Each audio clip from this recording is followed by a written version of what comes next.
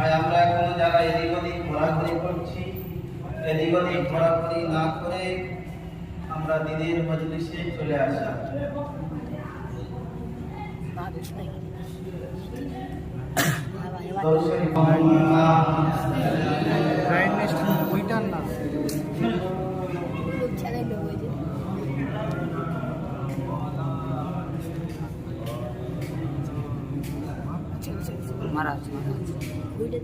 মজলিসটা খুব গুরুত্বপূর্ণ মজলিস।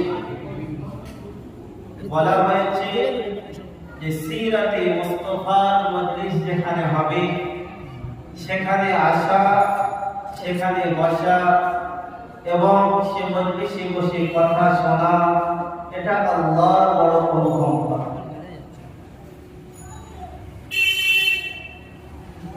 হযরত ইউসুফ আলাইহিস সালামকে যখন বেচা হচ্ছিল বাজারে মিসরে, তখন একটা বুড়ি ইউসুফ আলাইহিস সালামকে কেনার জন্য যাচ্ছে। তো বুড়িকে জিজ্ঞেস করা হলো, বুড়ি তোমার তো টাকা নেই, পয়সা নেই, তোমার কাছে এরকম ধন সম্পদ নেই যে তুমি ইউসুফকে কিনবে, তুমি কেন বাজারে মিশরে ইউসুফকে কিনতে যাচ্ছ?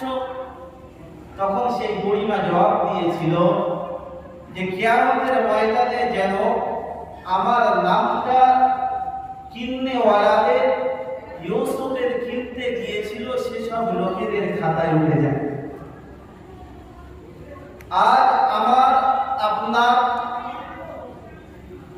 উদাহরণই কেমন যে আমরা যদি পুরো জীবন হুজুর সাল্লাল্লাহু আলাইহি ওয়াসাল্লামের সিরাত আলোচনা করতে থাকি, হুজুর সাল্লাল্লাহু আলাইহি ওয়াসাল্লামের সিরাত সম্পর্কে নিজেদের ভিতরে আনতে থাকি, কিয়ামত পর্যন্ত তার সিরাত আমাদের ভিতরে আনতে পারবো না। তবে আজ আমরা যদি এই মজলিসে এসে বসি, সিরাতের কথা শুনি, তো কাল কিয়ামতের দিন রব্বে কায়নাতের সামনে যখন আমাদেরকে দাঁড় করানো হবে, তখন সেই ইউসুফ আলাইহিস সালামের বুড়িমার মতো আমরাও বলতে পারবো যে ইয়া আল্লাহ, তোমার হাবিবের বর্ণনা চলছিল, তোমার হাবিবের সিরাত সম্পর্কে আলোচনা হচ্ছিল, আমরা তো তার হক আদায় করতে পারিনি, কিন্তু যেখানে মজলিস চলছিল সেখানে আমরা উপস্থিত ছিলাম। এই জন্য দোস্ত বুজুর্গ, আমরা এদিক ওদিক ঘোরাঘুরি না করে আমরা মজলিসে চলে আসি। আলহামদুলিল্লাহ, আলহামদুলিল্লাহ ওয়াহদাহু ওয়াসসালাতু ওয়াসসালামু আলা মান লা নাবিয়্যা বা'দা, লা রিসালাতা বা'দা রিসালাতি ওয়া লা নুবুওয়াতা বা'দা নুবুওয়াতি ওয়া লা কিতাবা বা'দা কিতাবি ওয়া লা মা'সুমা বা'দা ইসমাতি ওয়া লা শারী'আতা বা'দা শারী'আতি ওয়া লা নুবুওয়াতা বা'দা নুবুওয়াতি ওয়া লা উম্মাতা বা'দা উম্মতি ওয়া নাশহাদু আন লা ইলাহা ইল্লাল্লাহ ওয়াহদাহু লা শারীকা লাহু লা শারীকা লাহু ওয়া লা ওয়াসীরা লাহু ওয়া লা মুশীরা লাহু ওয়া লা মিথলা লাহু ওয়া লা মিথালা লাহু লা আউওয়ালা লাহু ওয়া লা আখিরা লাহু আজালিয়্যুন আবাদিয়্যুন আহাদিয়্যুন সামাদিয়্যুন ফারদিয়্যুন ফারীদিয়্যুন লা ওয়াহিদা লাহু ওয়া লা আউওয়ালা লাহু ওয়া লা আখিরা লাহু সুম্মা ওয়া নাশহাদু আন লা ইলাহা ইল্লাল্লাহু ওয়াহদাহু লা শারীকা লাহু ওয়া নাশহাদু আন্না সাইয়্যিদানা ওয়া সানাদানা ওয়া সাইয়্যিদা সাদাতিনা ওয়া ইবাদাতিনা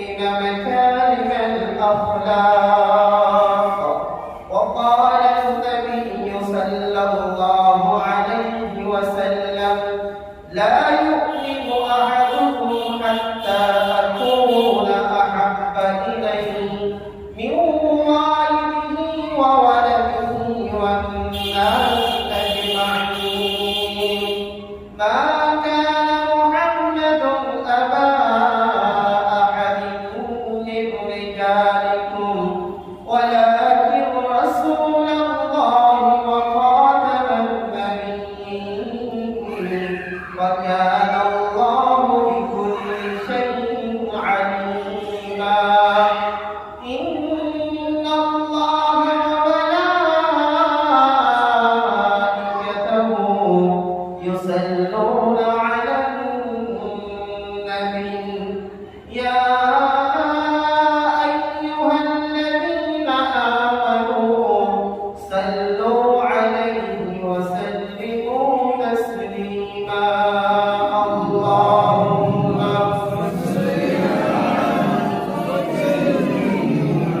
مولانا محمد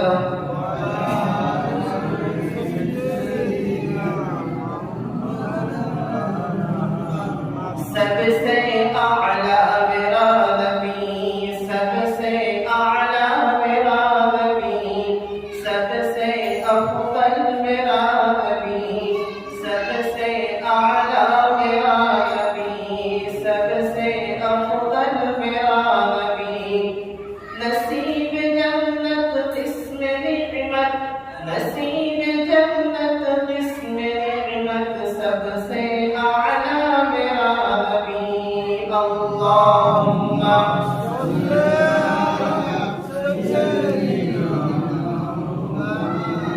وعلى آل سيدنا مولانا محمد كالمنور چشم کو كالمنور چشم کو بوئے محمد میری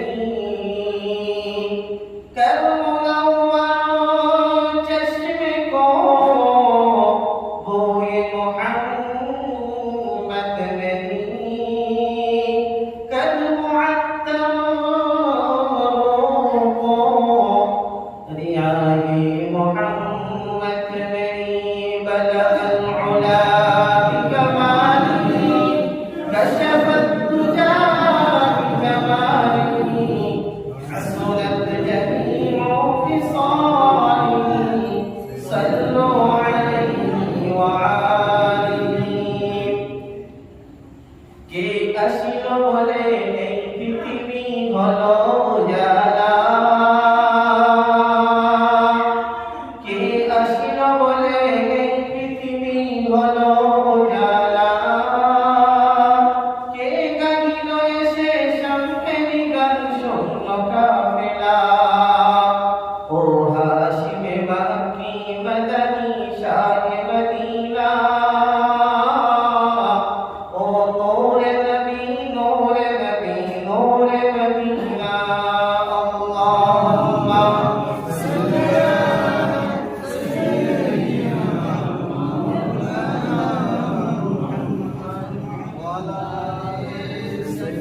مولانا محمد يا رب صل وسلم دائما ابدا على خير حبيب على خير خلق حبيبي صلى الله عليه وسلم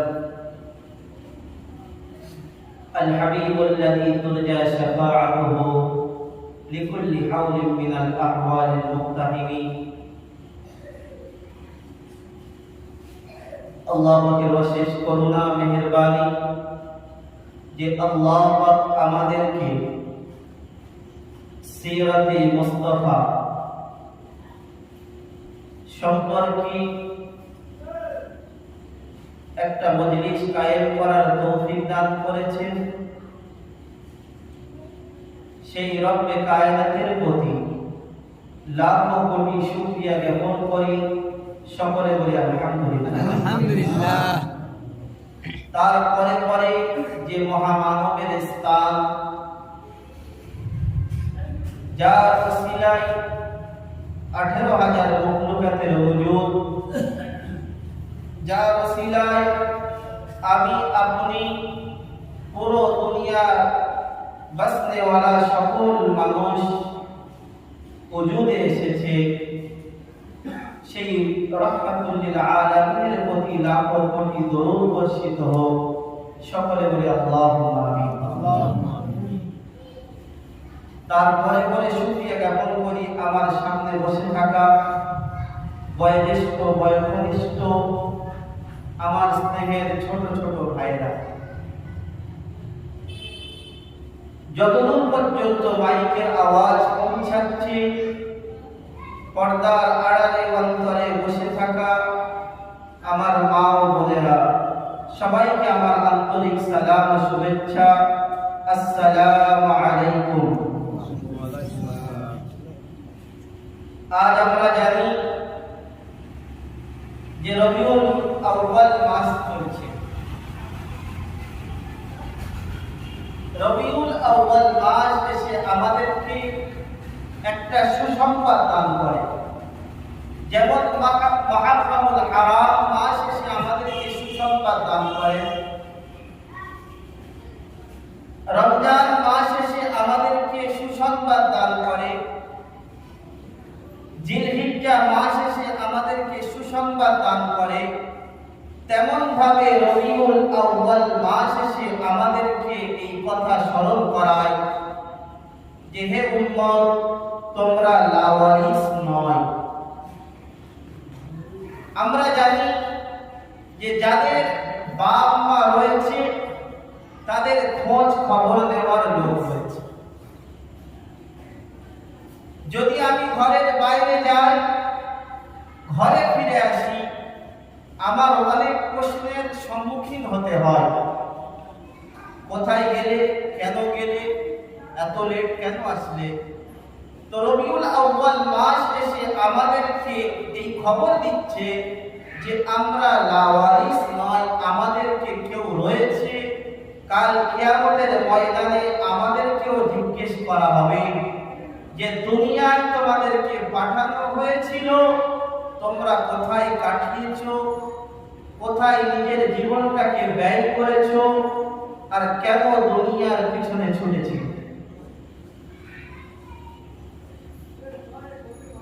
হুজুর সাল্লাল্লাহু আলাইহি ওয়াসাল্লামের জিন্দেগির তিনটে ভাগ। একটা হচ্ছে মিলাদুন নবী। আজ পর্যন্ত দুনিয়ার কোন মানুষ এর অস্বীকার করতে পারবে না, ইনকার করতে পারবে না যে দুনিয়ায় হুজুর সাল্লাল্লাহু আলাইহি ওয়াসাল্লাম আসেন। দ্বিতীয় ধাপ হচ্ছে ওয়াফাতুন নবী। হুজুর সাল্লাল্লাহু আলাইহি ওয়াসাল্লামের দুনিয়া থেকে পর্দা নিয়ে নেওয়া। এর মধ্যখানের জীবনটার নাম হচ্ছে সিরাতুন নবী, যে তার পুরো জীবনটা কেমন ভাবে কাটিয়েছেন সেটাই। যদি আমি মিলাদুন নবী ছেড়ে দিই, কোনো যায় আসে না। যদি আমি ওয়াফাতুন নবী ছেড়ে দিই, আমার কোনো ক্ষতি হবে না। তবে যদি আমি সিরাতুন নবী ছেড়ে দিই, তাহলে আমার পুরো জীবনটা বেকার হয়ে যাবে।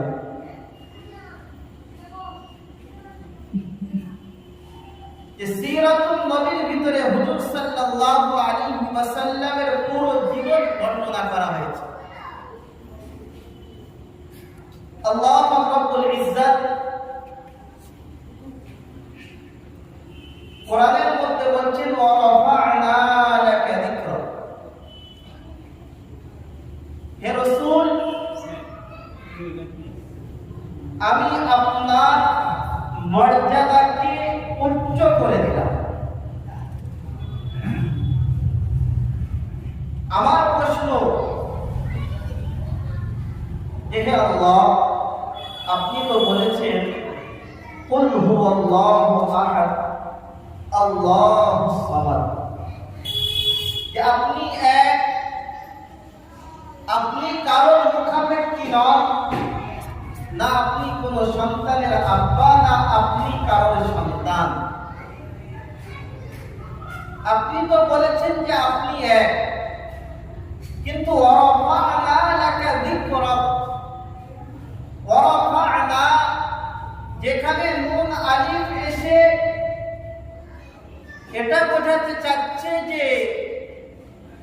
বচন আল্লাহ কেন ব্যবহার করেন? আল্লাহ তো এক বচন, একের অধিক নয়। আল্লাহ নিজেই বলছেন কুল হুয়াল্লাহু আহাদ। তো আল্লাহ বহু বচন কেন ব্যবহার করেন?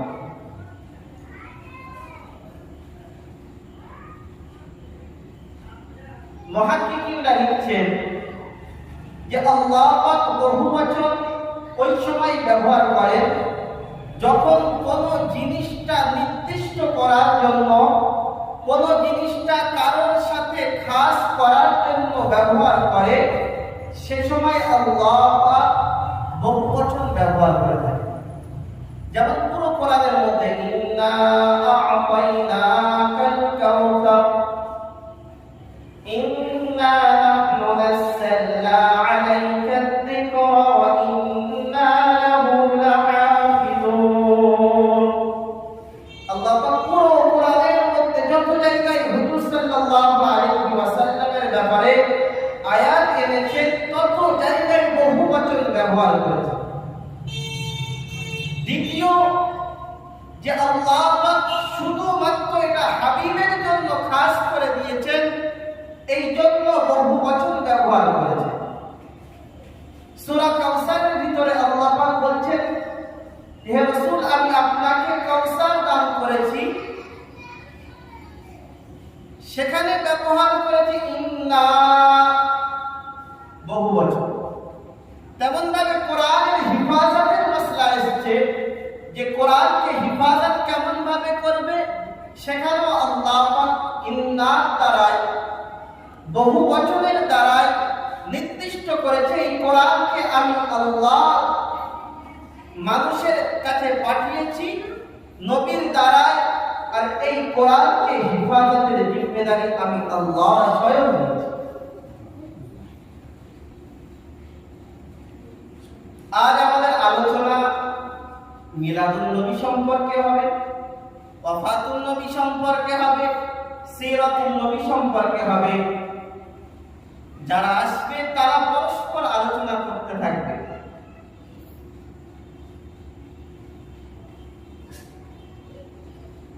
তারপরে আল্লাহ বলছেন ওয়ারাফা'না লাকা যিকরা, হে নবী, শুধুমাত্র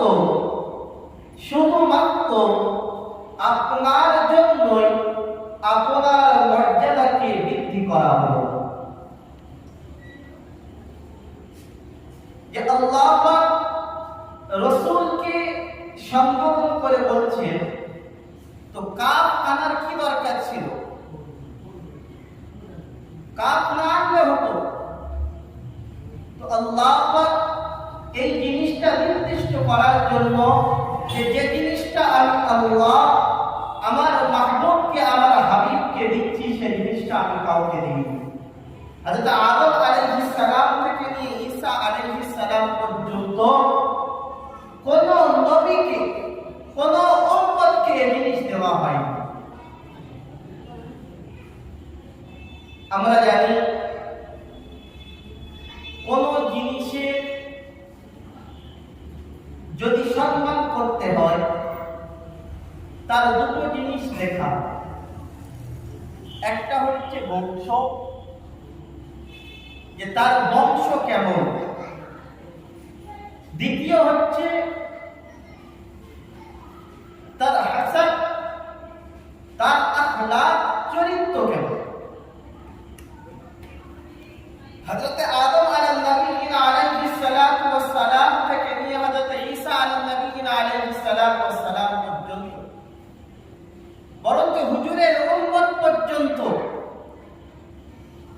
যে কোন ব্যক্তির ভিতরে দুটো জিনিস একসাথে থাকতে পারে না, যে তার বংশ মর্যাদা অনেক উঁচু হবে, তার আখলাক চরিত্র ভালো হবে, এটা অসম্ভব। আমি এই কথা বলছি, আমার কাছে দলিল আছে।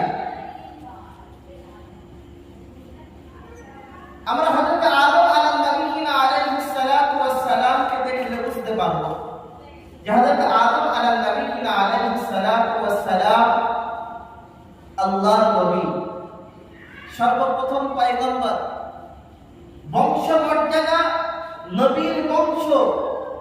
কিন্তু তার সন্তান দেখো কাতিল, হত্যাকারী, আখলাক ভালো নয়, হাসান ভালো নয়। হযরত নূহ আলাইহিস সালাম বংশমর্যাদা নবীর বংশ, কিন্তু তার সন্তান কিনা নাফরমান, খোদার মানে না, শিরিক করে। তো বংশ মর্যাদা কারো ভালো হলে এটা তার জন্য প্রয়োজন নয় তার আখলাক চরিত্র ভালো হবে। তেমন ভাবে আমরা দেখতে বুঝতে পারবো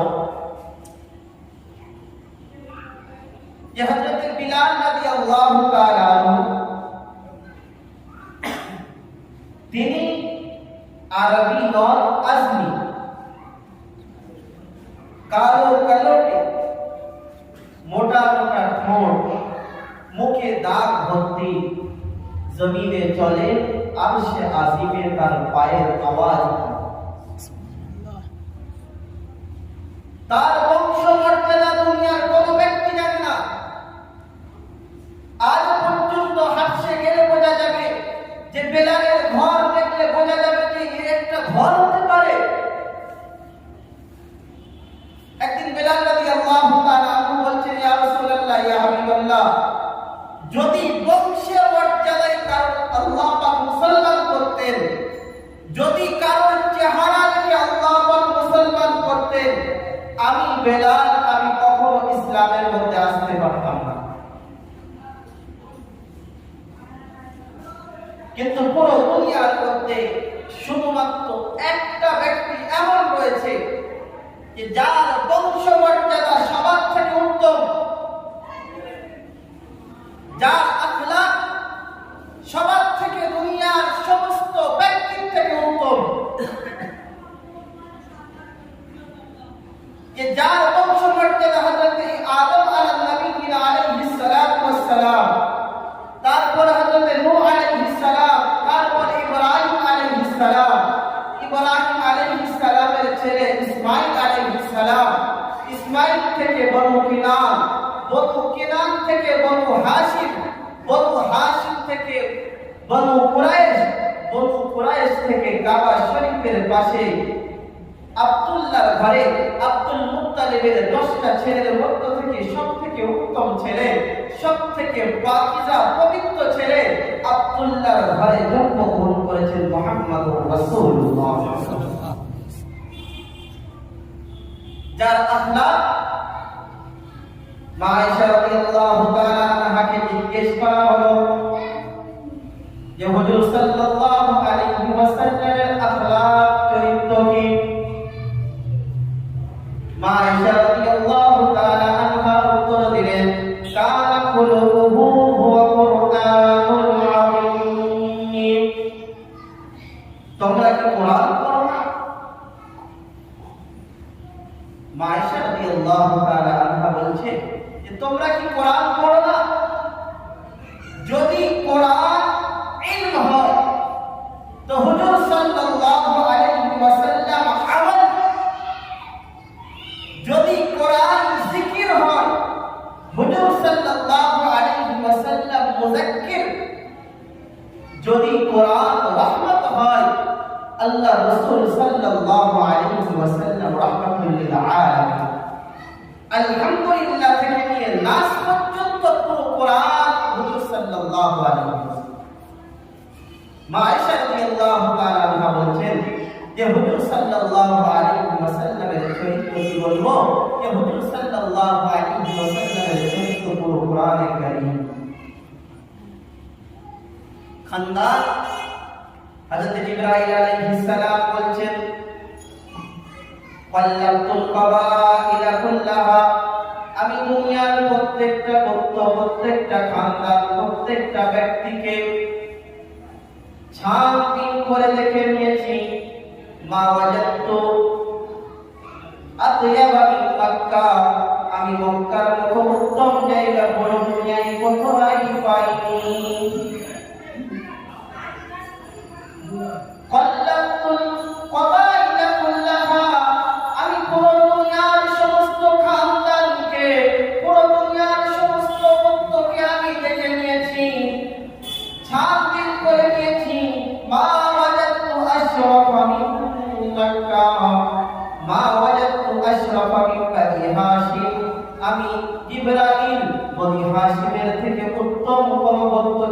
পাইনি।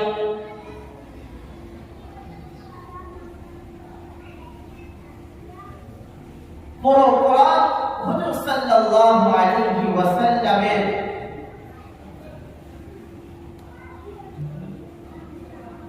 চরিত্র বর্ণনা করেছে। আল্লাহ রাসূল সাল্লাল্লাহু আলাইহি ওয়াসাল্লামকে 40 বছর বয়সে নবুয়ত দেওয়া হয়েছে। আমরা সবাই জানি আল্লাহ রাসূল সাল্লাল্লাহু আলাইহি ওয়াসাল্লামকে 40 বছর বয়সে কেন নবুয়ত দেওয়া হলো, তার আগে কেন দেওয়া হলো না? আল্লাহ পাক তো কোন নবীকে মার পেটে খুশখবরি দিয়ে দিয়েছেন, ওয়াবাশশারনাহু বিগুলামিন হালিম। হযরত ইয়াহইয়া আলাইহিস সালাম কে বলেছেন, ইয়া ইয়াহইয়া কুরিল কিতাবা বিকুওয়া। হযরত ঈসা আলাইহিস সালাম যখন জন্মগ্রহণ করেছেন, ঈসা আলাইহিস সালামের কওম মারইয়ামকে বদনাম দিতে শুরু করলো। মারইয়াম আল্লাহকে ডেকে বলে, আল্লাহ এ কওম তো আমাকে বদনাম দেয়। আল্লাহ ঘোষণা করে দিল, হে মারইয়াম তুমি শুনিয়ে দাও, আমি রোজা রেখেছি, যা উত্তর তোমাদের প্রশ্ন আছে আমার সন্তানকে করো, আমার সন্তান তোমাদের সমস্ত প্রশ্নের উত্তর দেবে। সেদিন ঈসা আলাইহিস সালামের কওম ঈসা আলাইহিস সালামকে প্রশ্ন করেছিলেন, তখন হযরত ঈসা আলাইহিস সালাম ঘোষণা দিয়েছিলেন, ইন্নী আবদুল্লাহ আতানিয়াল কিতাবা ওয়া জাআলানি নাবিয়্যা। হে কওম শুনে রেখে দাও, আমি আল্লাহর বান্দা।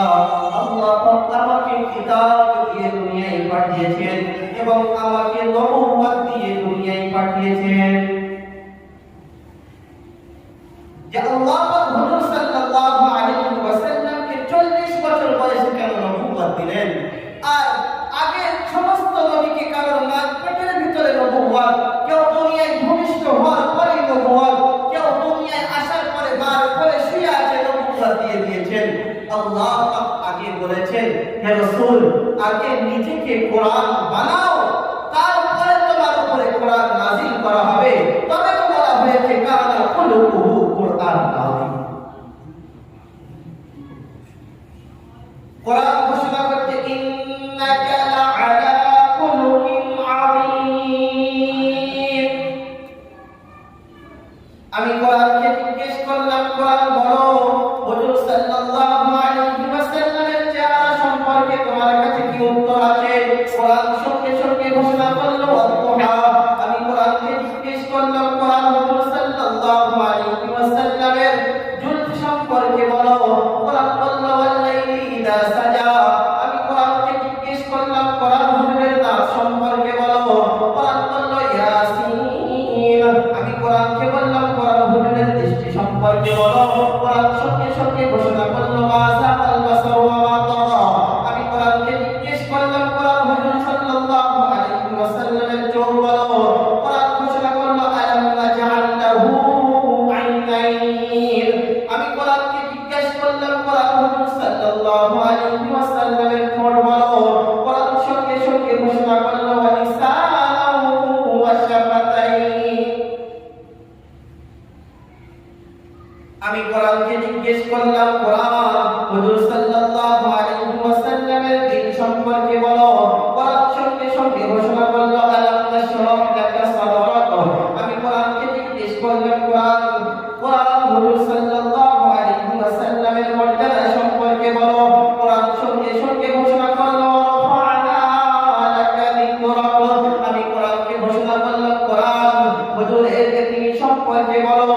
কোরআন সঙ্গে সঙ্গে ঘোষণা করলো আলাম ইয়াজিদকা ইয়াতীমান ফাআওয়া।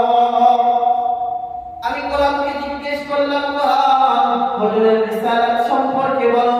কোরআন সঙ্গে সঙ্গে ঘোষণা করলো ইয়া আইয়ুহার রাসূল। আমি কোরআনকে জিজ্ঞেস করলাম, কোরআন হুজুরের নবুয়ত বলো। কোরআন সঙ্গে সঙ্গে ঘোষণা করলো ইয়া আইয়ুহান নবী। আমি কোরআনকে জিজ্ঞেস করলাম, কোরআন হুজুরের কামলি বলো। কোরআন সঙ্গে সঙ্গে বলল ইয়া আইয়ুহাল মুদাসসির। আমি কোরআনকে ঘোষণা করলাম, কোরআন হুজুর সাল্লাল্লাহু আলাইহি ওয়াসাল্লামের চাদর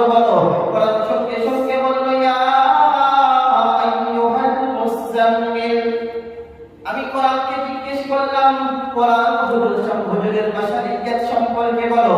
হুজুর সাল্লাল্লাহু আলাইহি ওয়াসাল্লাম মাটি নাগরের কোরআন সঙ্গে সঙ্গে বলল যে হুজুর সাল্লাল্লাহু আলাইহি ওয়াসাল্লাম আমি কোরআনকে ঘোষণা করলাম। কোরআন হুজুর সাল্লাল্লাহু আলাইহি ওয়াসাল্লামের আখলাক সম্পর্কে বলো।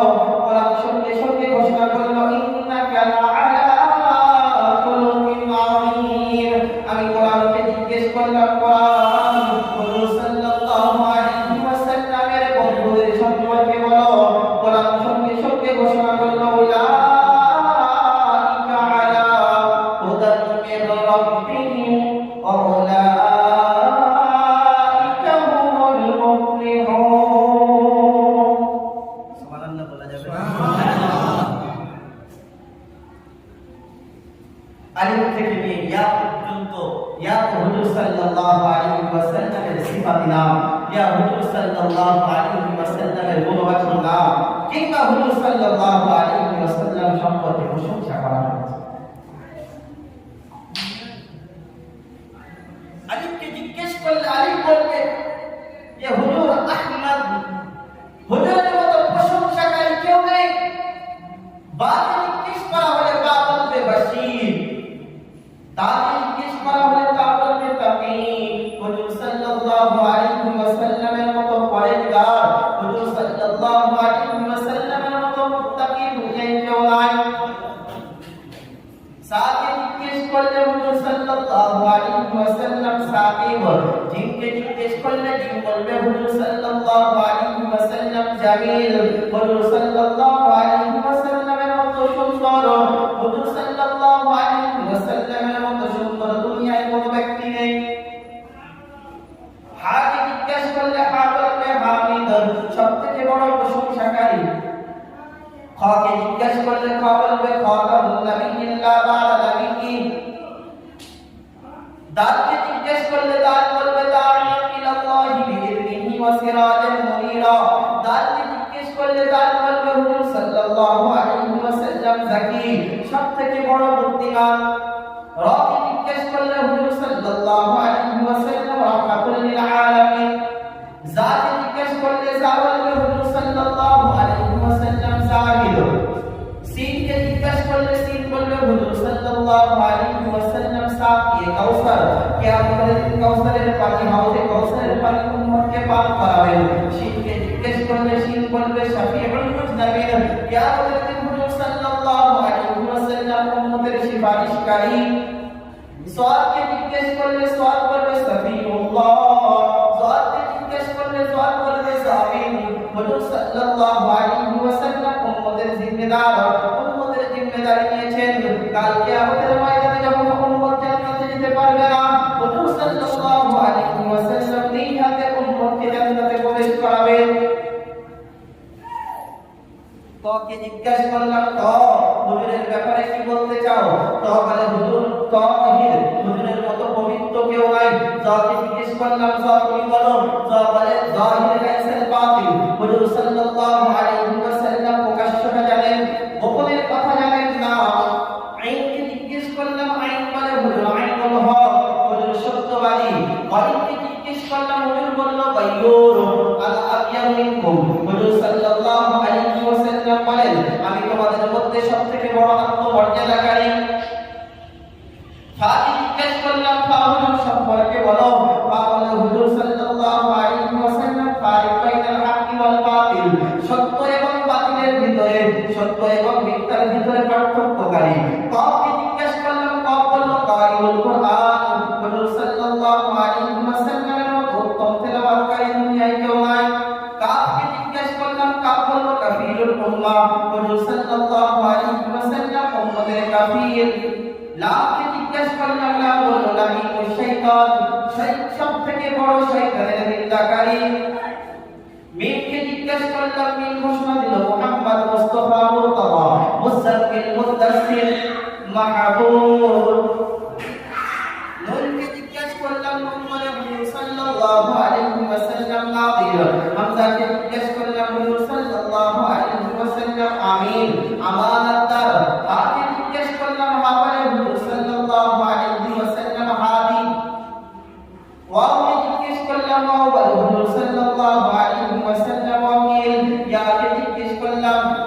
কত সুন্দর করে ডেকে বলে ইয়াসিন।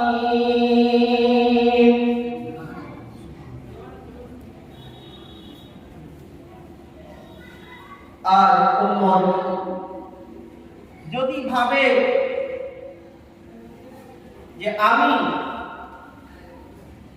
আমার নিজের খানদানের জন্য পার হয়ে যাব, আর যদি উম্মত ভাবে যে আমার বড় রয়েছে আমি তার হাত ধরে পার হয়ে যাব, আর বলে রাখি যে সেদিনটা বড় ভয়ঙ্কর, কারোর হাত ধরে পার হওয়া যাবে না। কারণ আবু তালিবের মতো লোক যিনি হুজুর সাল্লাল্লাহু আলাইহি ওয়াসাল্লামের সাথে 50 বছর 6 মাস ছিলেন,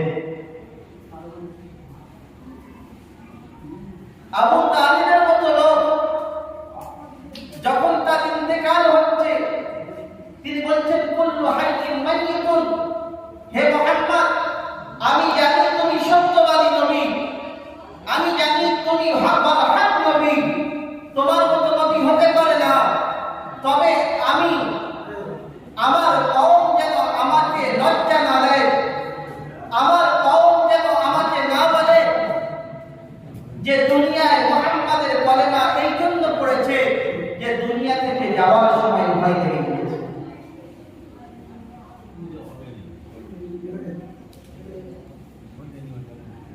দুনিয়া থেকে যাওয়ার জন্য ভয় লেগে গিয়েছে, এই জন্য যে কখন আমার উম্মত যেন এই কথাটা না বলে, তো তখন হুজুর সাল্লাল্লাহু আলাইহি ওয়াসাল্লাম বলছেন আমি মা তারাকানি সাবিলা, যে দুনিয়া থেকে তো চলে যাচ্ছ কিন্তু আমার জন্য কোনো রাস্তা ছেড়ে গেলে না। এই জন্য বন্ধু আমার, যে আমি যদি ভাবি যে আমার খানদানের লোক, আমার পড়োশি, আমার জাত পাত, আমার আত্মমর্যাদা থেকে আমাকে বাঁচাবে, এটা ভাবি ভুল। আবু তালিবের মতো উত্তম খানদানের লোক আমি নয়। আবু তালিবের মতো সম্পর্ক হুজুরের সাথে সম্পর্ক আমারও অত ভালো নয় যদি আমি ভেবে থাকি ভুল। এই জন্য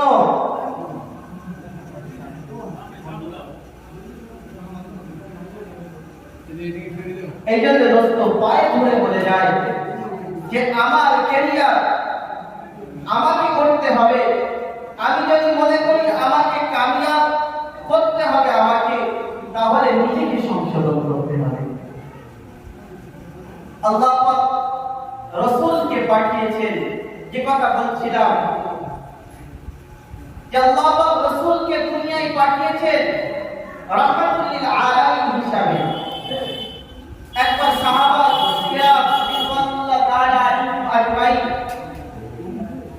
পারস্পরিকের মধ্যে জিজ্ঞাসা করছে যে আল্লাহর রাসূল তো আল্লাহর সবথেকে প্যারা।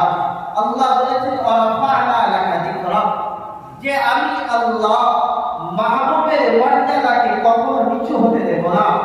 আমি আল্লাহ আমার খাজানায় যত ভালো রয়েছে শুধুমাত্র আল্লাহর রুবিয়ত ছাড়া সমস্ত কিছু মাহবুবকে দিয়েছি।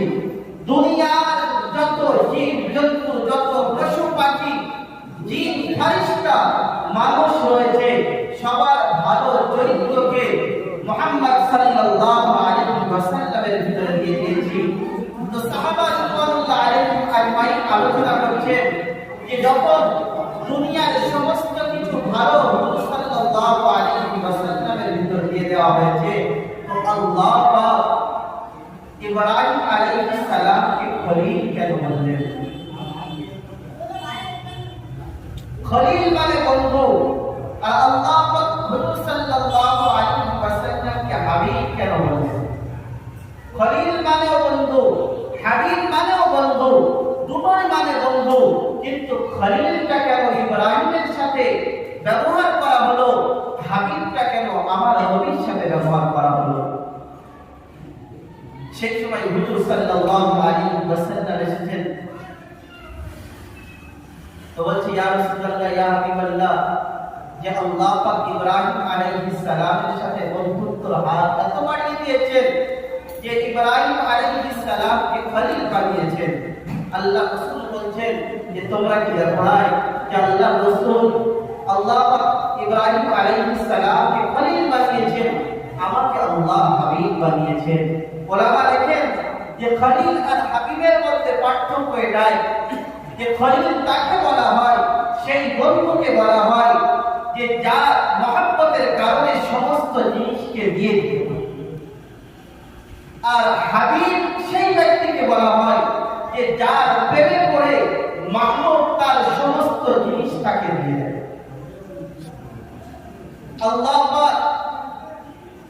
আল্লাহ রাসূলের